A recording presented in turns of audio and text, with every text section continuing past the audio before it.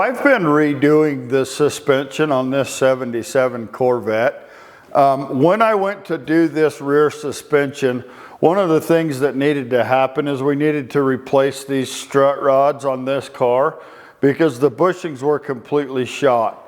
Now, when you pull these strut rods off, you have got to get this shock mount right here to come off of this car. Now, I have looked and looked and looked, and everything says that you can pull this nut off right here and put a cap on this and start driving this out of there.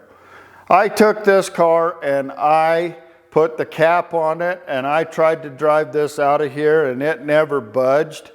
It put me in a situation where I was using a lot of cuss words, and that's not a real good situation for me to be in. So I decided that I would back up just a little bit and think about this. Now, these pieces have a tendency to rust inside of these pieces of this mount right here that mounts the spindle to this car.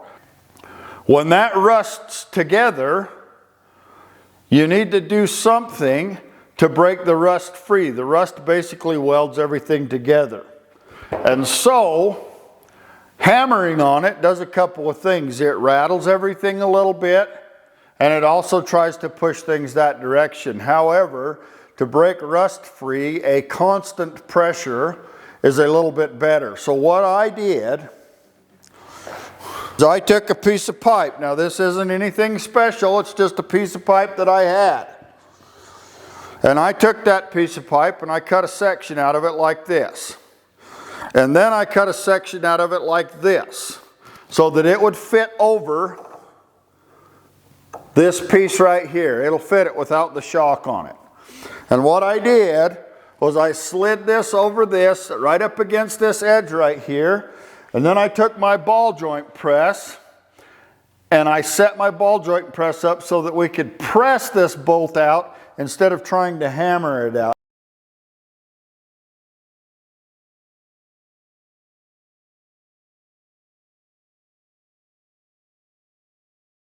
Now, one of the things that you need to do is make sure that you release this end of the strut rod first so that you can move this back and forth and break this end of the strut rod free from this bolt running through here.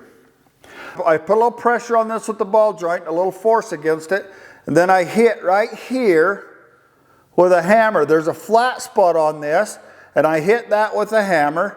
And what that did was that shook it through and let the pressure from my ball joint press start to move this. Now, as soon as this started to move, I took some penetrating lubricant and I sprayed it in here and right here.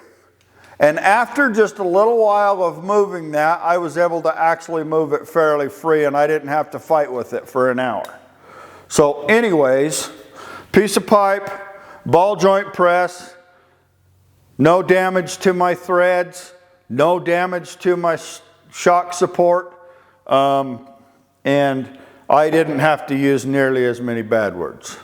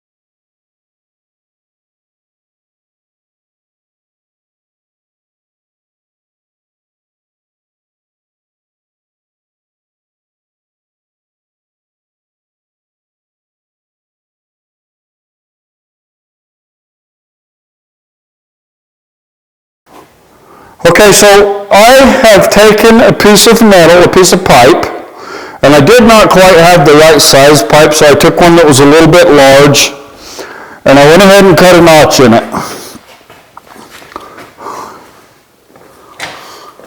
You have to come in here, Betty. And I went ahead and cut a notch in it so that it would clear this shock mount. And I pressed it down just a little bit so that it would fit over this and fit it properly. Now what I'm doing is I'm using my ball joint press and I'm putting a little pressure on this and then I'm hitting it right here where this flat spot is on this mount, and we are moving this. It's still going to be a bit of a job, but at least we've got it moving at this point.